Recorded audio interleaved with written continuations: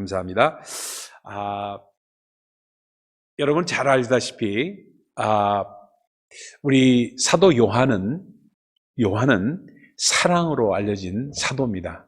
그래서 그가 쓴 그 요한 1서, 2서, 3서, 그리고 계속 그 요한복음 이렇게 할 것 없이 요한 계시록 할 것 없이 전부 뭐냐면 사랑에 대한 말씀이 주축이 된 것을 알 수가 있습니다. 그래서 요한 1서는 특별히 더더욱이나 사랑에 대한 말씀을 많이 쓰고 있어요. 그래서 오늘과 다음 주일은 요한 1서에 대한 나오는 두 말씀을 암송구절을 우리가 이렇게 묵상하도록 그렇게 하겠습니다. 그래서 각 책별로 가장 중요한 말씀들을 집어서 우리가 암송구절로 그렇게 하려고 지금 하고 있습니다. 그러다 보니까 오늘 요한 1서에 있는 말씀 중에서 사랑에 대한 말씀을 한번 나누기로 하겠습니다. 그런데 여러분 잘 아시다시피 이 베드로 사도는 소망에 대한 그러한 사도라고 잘 알려져 있고, 바울 사도는 물론 믿음에 대한 사도다, 이렇게 우리가 대분해서 이야기를 많이 합니다.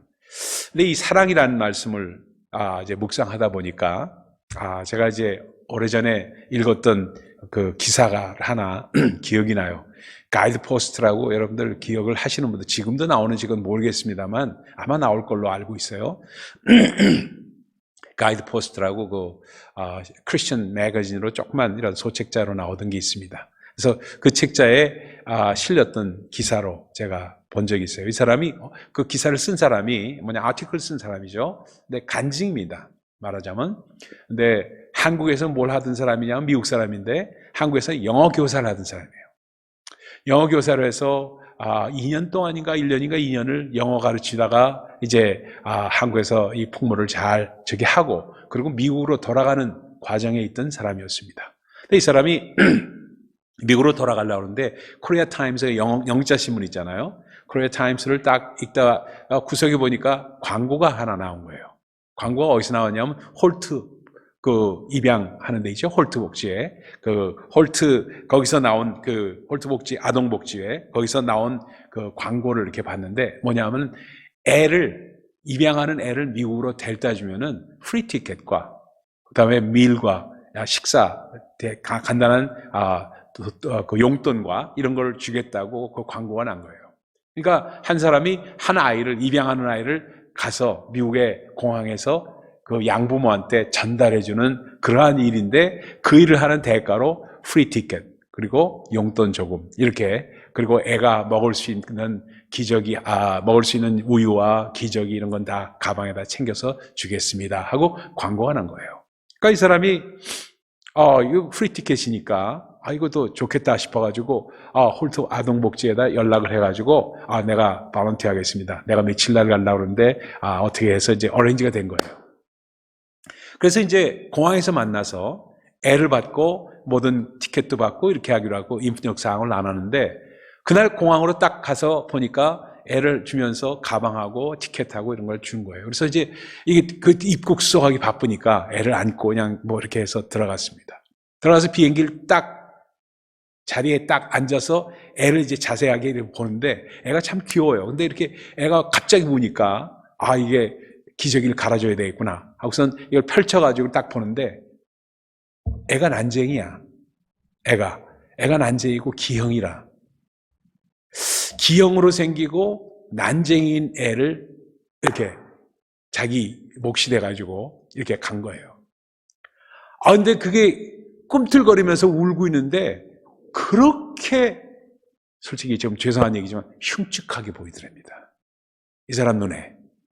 그 기사에 그렇게 썼어요. ugly, so ugly 하라고 써놨어요.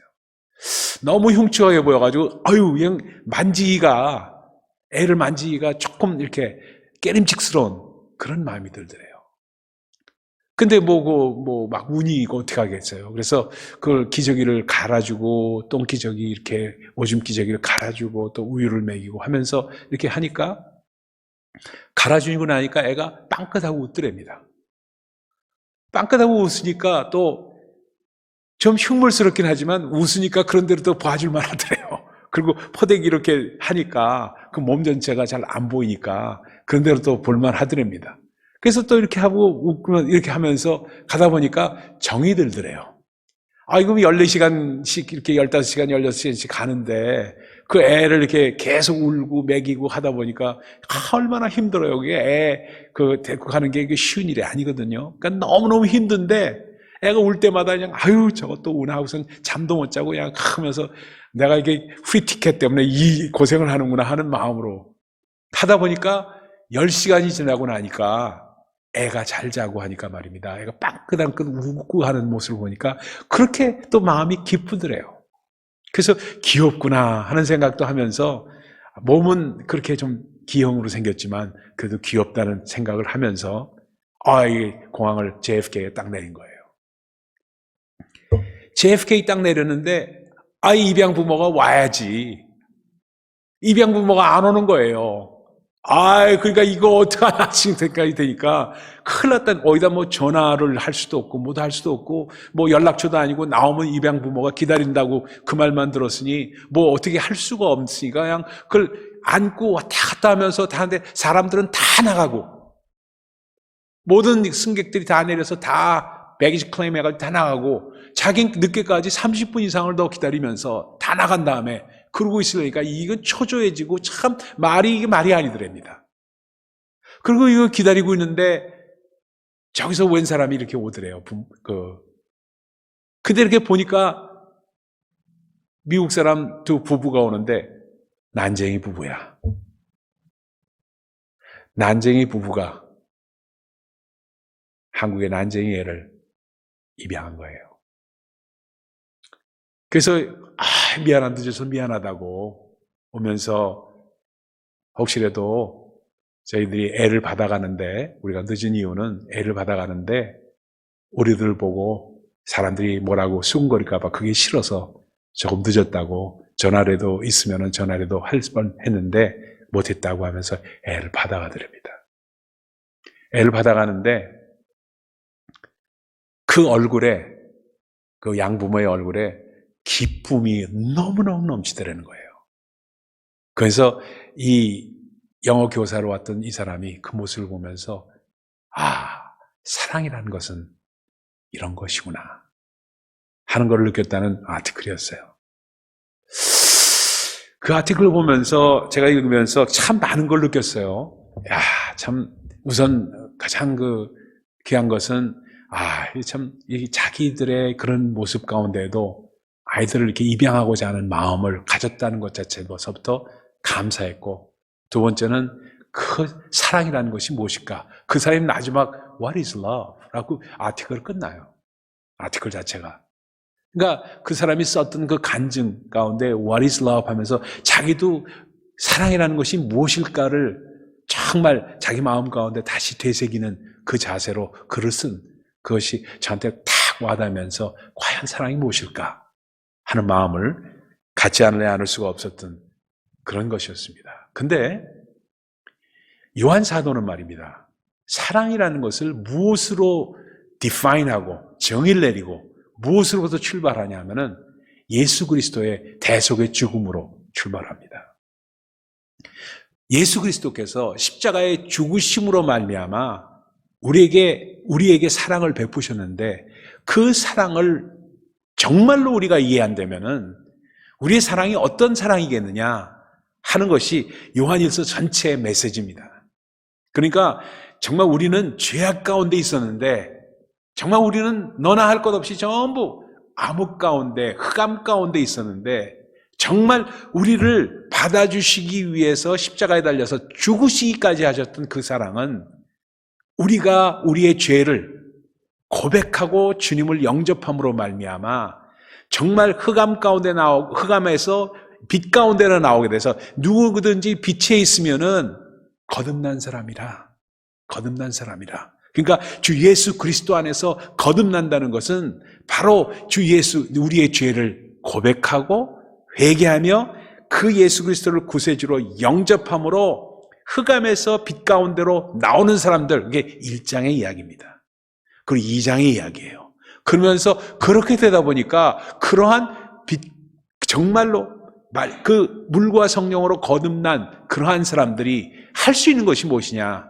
사랑이라는 겁니다.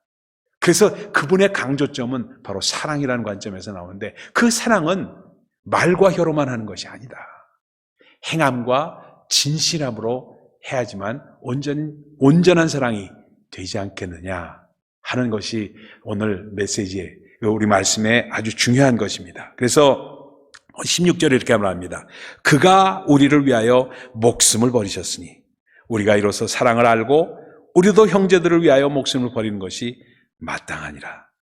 그러면서 거기에 따라서 재물에 대한 재물관을 다시 생각해야 되지 않느냐. 말과 혀로만 사랑한다면은 그것이 무슨 사랑이겠느냐 하는 아주 그냥 역설적인 그러한 메시지를 주고 있습니다. 저는 목회하면서 참 운이 좋았어요. 운이 좋았다는 말이 참 하나님의 인도하심이죠. 그리고 어떻게 크리스천이 목사가 운이 좋았다는 얘기를 할 수 있겠습니까? 하나님의 인도하심이죠. 근데 참 저로서도 지금 생각해보면 그 오랜 세월을 목회하면서 한 번도 정말 큰 교회로 가서 섬긴 적이 없었어요. 다 조그만 교회로 시작을 했습니다. 제가 섬긴 교회는 많은 교회도 없지만 그러나 한 교회 할 때마다 조그만 교회로 가서 다 고생하면서 읽어가지고 나중에 큰 교회로 된 교회도 있고 그렇지 않은 교회도 물론 있었지만 그러나 대부분 성장한 교회로 이렇게 그런 경험을 하게 된 것을 얼마나 지금 돌이켜봐도 감사한지 이루 말할 수가 없어요. 그러다 보니까 제 자신에게 허황된 꿈, 목사로서 이렇게 제가 목회를 처음에 할 때만 해도 목사가 굉장히 인기가 좋을 시절입니다. 그렇죠?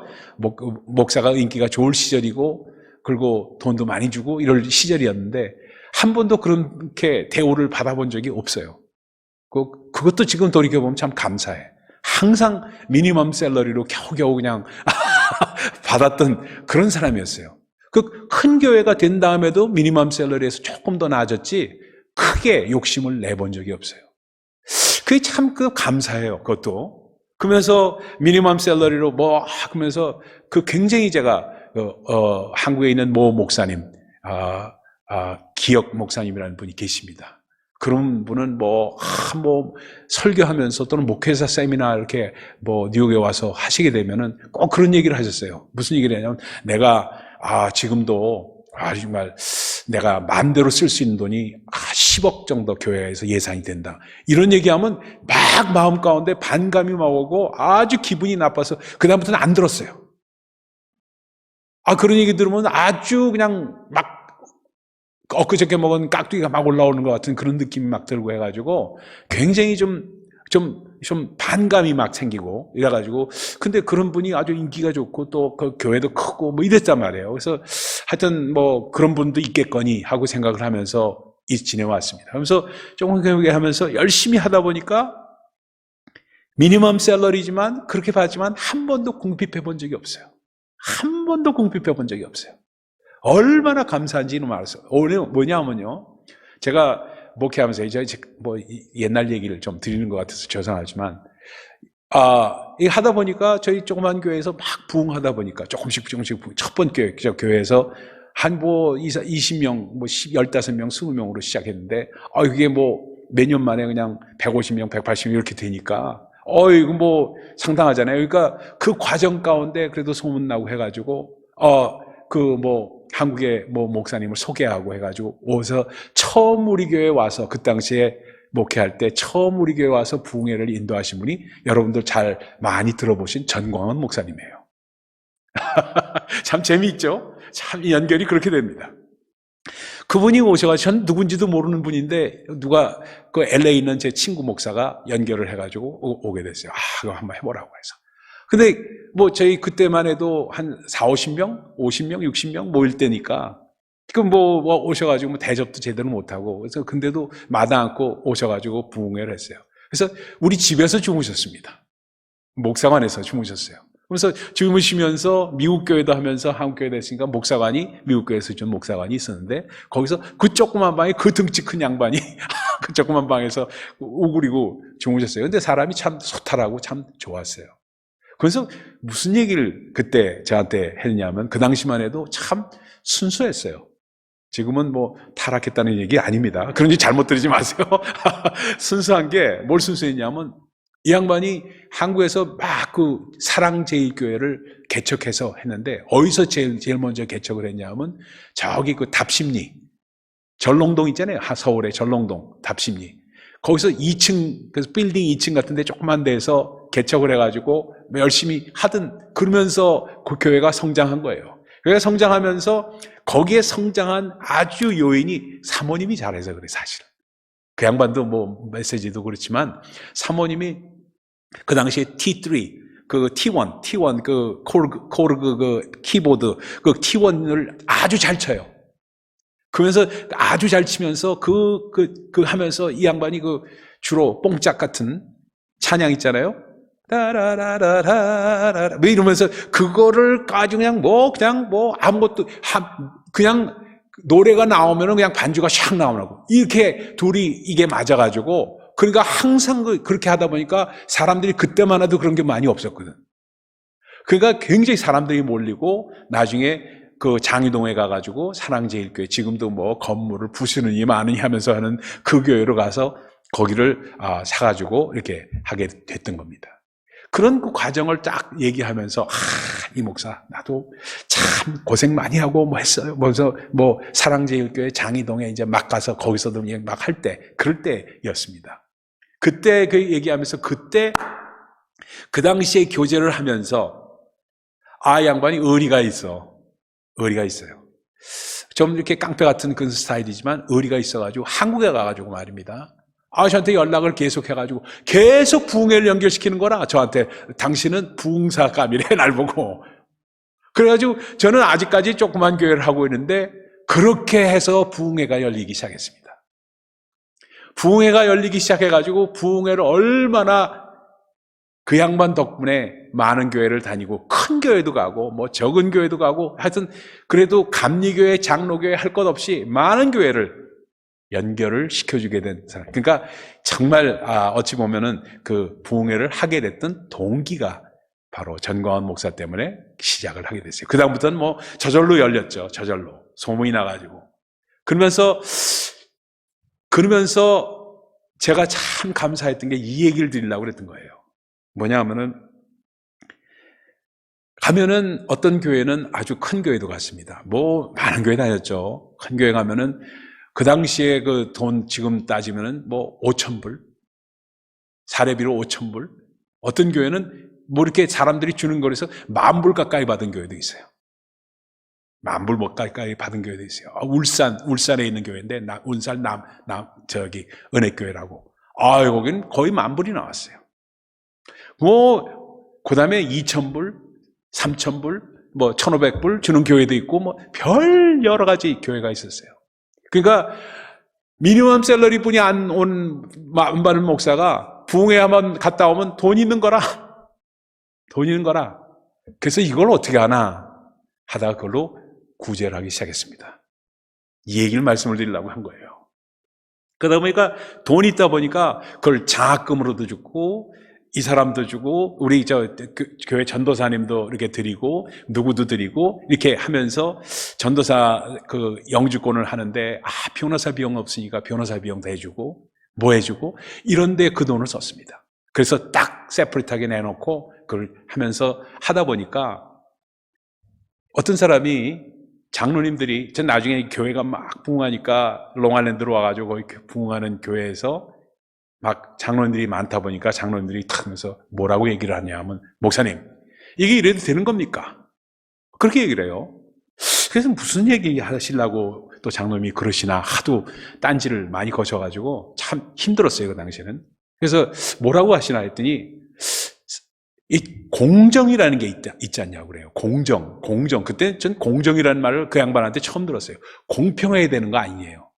그렇죠. 그랬더니 이 세상에 그리고 우리 교회 내에서도 어려운 사람들이 얼마나 많은데 왜 그 사람들한테만 혜택을 주느냐 이거예요.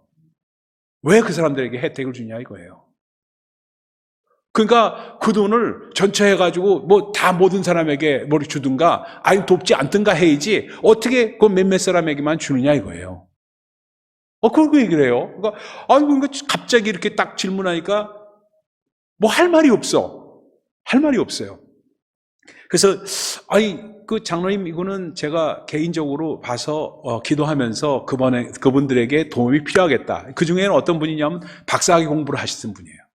박사학위 공부를 하시다가 박사학위를 받고 나서 롱아일랜드 스토니브룩에서 박사학위를 받고 나서 짭이 안 되는 거라 그 당시에 그 IMF 무슨 모일 파동 뭐 이런 게 막 겹칠 때니까 짭이 안 되는 거라 그래가지고 어렵게 있는 사람에게 가서 그로서리도 채워주고 그 생활비도 드리고 그래서 생활비를 몇 개월을 한 달에 1,000불씩 드렸어요.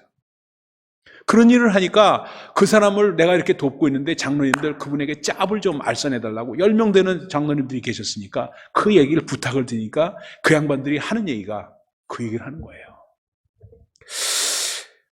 고민이 팍 돼가지고 이게 내가 잘못하고 있는 건가 하는 생각이 딱 들어서 돌아와서 생각을 했습니다. 기도하면서 주님, 이게 제가 잘못한 겁니까? 장로님들 가운데 이런 분이 계시는데 이게 사실 어떻게 된 겁니까? 하는데 하나님께서 저한테 주신 음성이 있었습니다. 이 세상에는 많은 어려운 사람들이 있다. 그러나 이강 목사, 네가 그 어려운 사람들을 다 도울 수 있겠느냐?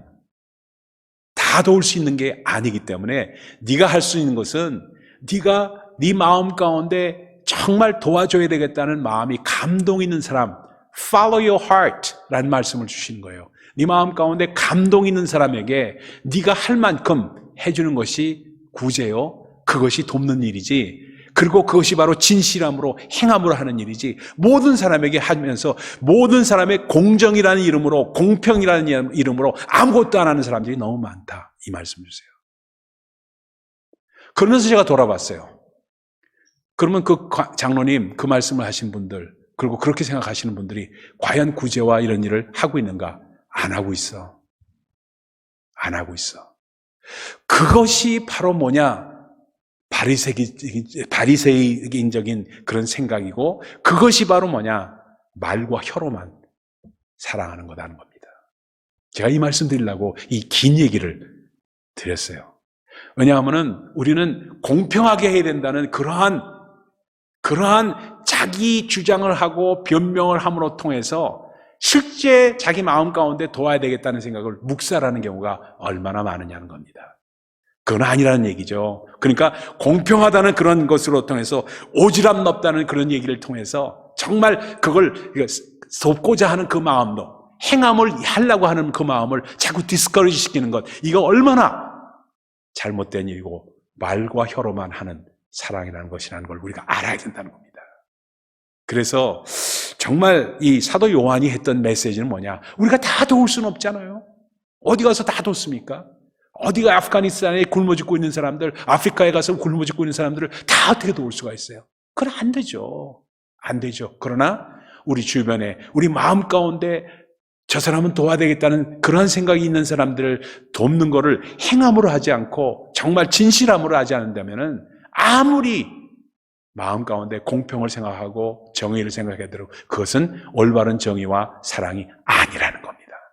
그것이 바로 사도 요한이 주시는 메시지라는 겁니다. 그러다 보니까 사랑을 하게 되면은 어떻게 되냐? 그 다음에 문제가 정말로 우리 다시 한번 18절 같이 한번 읽어봅시다. 같이 읽습니다. 시작. 자녀들아, 우리가 말과 혀로만 사랑하지 말고 행함과 진실함으로 하자. 그 다음에 19절로 가세요. 이 19절 읽어보세요. 시작. 이로써 우리가 진리에 속한 줄을 알고 또 우리 마음을 주 앞에서 굳세게 하리니. 자, 여러분 보세요.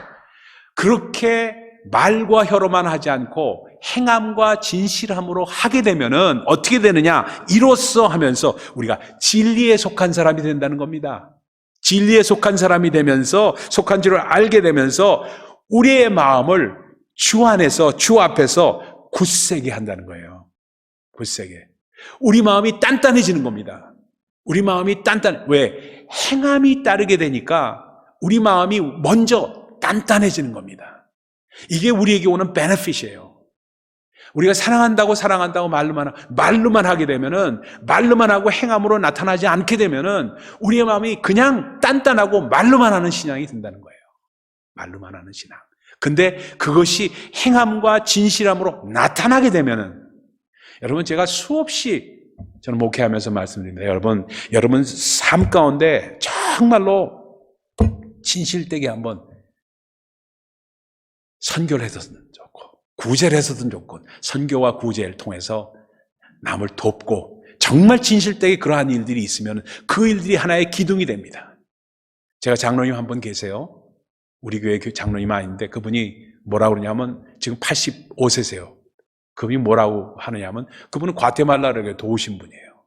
과테말라를 도와가지고 과테말라에 뭘 했냐면 그 양반이 가서 자기가 은퇴하면서 가서 우물을 파고 그리고 거기에 집을 짓고 그래서 우물에 파서 커뮤니티 센터를 조그맣게 진 것.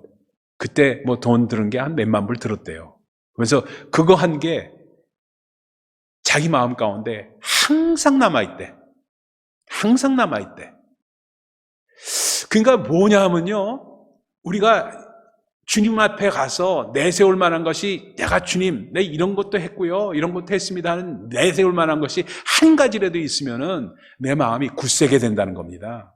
굳세게. 그게 없으면은 굳센 마음이 없다는 거예요. 그 양반은 나는 지금 이제는 선교도 못 가고 제대로 뭐 하는 것도 없고 이제는 너무 힘이 없어가지고 할 수 없었는데 내가 내세울 거라는 건 그거 한 것뿐이 없어요. 없는 것 같아요. 이 얘기를 하시더라고요.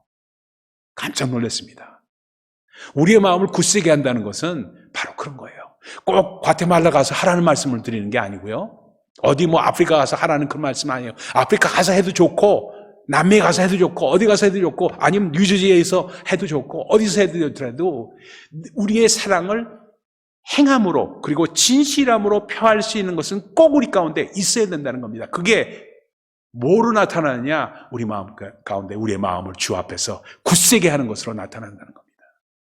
그래서 내 마음이 굳세진다는 거예요. 그걸로. 그러면서 20절로 가보세요. 20절 보세요. 이는 또한 우리 마음이 혹 우리를 책망할 일이 있어도 하나님은 우리 마음보다 크시고 모든 것을 아시기 때문이다. 우리 했던 것을 모든 걸 아시기 때문에 책망할 것이 있어도 내 마음 가운데 책망을 면할 수 있는 그래도 하나님 내 이렇게 하지 않았어요 하는 그 마음이 우리의 마음 가운데 있다는 겁니다. 있다는 거예요. 그 얘기를 하는 겁니다. 그러면서 아주 거기서 포인트로 21절에 이렇게 말합니다. 우리 같이 한번 읽어봅니다. 21절, 22절 같이 읽습니다. 시작.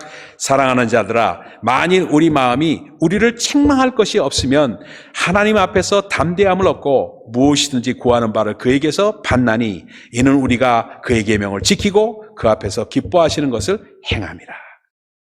우리가 구할 바를 얻게 되고 정말로 담대함을 얻고 담대함으로 내가 주님 내가 정말 이렇게 하고 온전하게 담대함으로 주 앞에서 구할 수 있는 사람이 된다는 거예요. 그게 없으면은 내가 구하긴 구해도 허당 같은 마음이 있다는 거예요. 허당 같은 마음. 내 기도를 과연 들으실까? 내 기도를 과연 들으실까? 내가 뭐 한 게 있다고? 내세울 게 없는데? 하는 마음이 하나님은 우리를 책망하시지 않으시는데 자녀된 자를 책망하시지 않지만 내 마음이 나를 정죄하기 때문에 그렇다는 거예요. 내가 나를 정죄하는 거야. 그러니까 책망할 게 없으면은 정말 하나님 앞에 담대하게 구하는데 그리고 담대하게 구하면 구한 것을 받게 되는데 내가 그것이 없다 보니까 담대함이 없게 된다는 것입니다.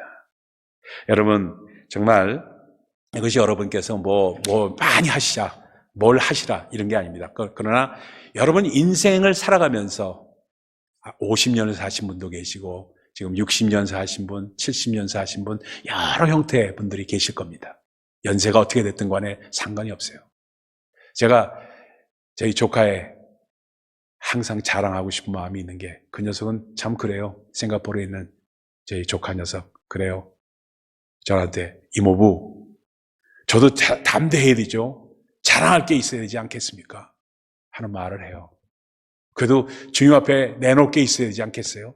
자기 걸 희생하면서 그가 하는 그 모습을 볼 때 너무너무 감사해요.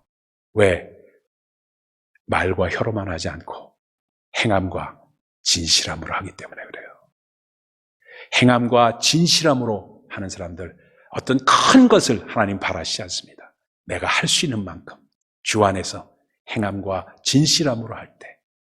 그래서 정말 지금은 그렇게 할 수가 없어서 참 안타까워요. 지금이라도 부흥회 불러주는 데 많이 있으면 부흥회 사례비 많이 받아가지고 확확 좀 돕고 이랬으면 좋겠는데, 요즘에는 뭐 나이 먹어서 그런지 불러주는 데도 없고, 뭐 돈 주는 데도 없고, 가서 말씀만 전하겠다도 불러주는 사람이 없어. 농담입니다만, 참 그렇잖아요. 그러다 보니까 그런 엑스트라 인컴이 없어서 많이 도울 수 있는 그런 여건이 되지 못하지만 항상 마음이 있어요. 항상 마음이 있어요. 그래서 엑스트라로 돈이 생기는 것, 그것은 내 몫이 아니고 주님 몫이고 주의 나라를 위해서 쓰는 것이고, 그래서 정말 땡스기빙이 내일 다음 주인데, 땡스기빙에 정말 우리 어떤 장로님은 그렇게 했어요. 세탁소를 하면서 제일 첫 번째 손님이 오는 그 매상은 항아리에다가 유리병에다가 담아뒀다가 1년을 모아서 땡스기빙 헌금으로 내신 장로님. 저는 그런 분들 한 분 한 분 그 금액이 크건 적건 전혀 관계가 없어요. 그 마음 저는 아직도 기억합니다. 그리고 꼭 기도합니다. 그러한 마음이 주님께 드릴 마음이 있을 때, 그때 우리 마음 가운데 담대함을 얻고 그러한 사람이 갖는 기도는 꼭 응답된다는 그런 말씀입니다. 정말 우리가 비록 부족하고 우리가 할 수 있는 양이 적고 우리가 정말 우리 살기도 빠듯하고 그런 모든 것을 주님은 아십니다. 왜 모르시겠어요? 그럼에도 불구하고 우리가 할 수 있는 가운데서 정말 행함과 진실함을 주님 앞에 내놓을 수 있는 사람이 되는 우리가 될 때 항상 담대함과 그러한 마음의 기쁨이 넘쳐서 우리의 기도가 응답받는 모두가 될 줄 믿습니다. 그러한 우리 모두가 되시기를 예수 그리스도의 이름으로 축원을 드립니다. 기도하겠습니다.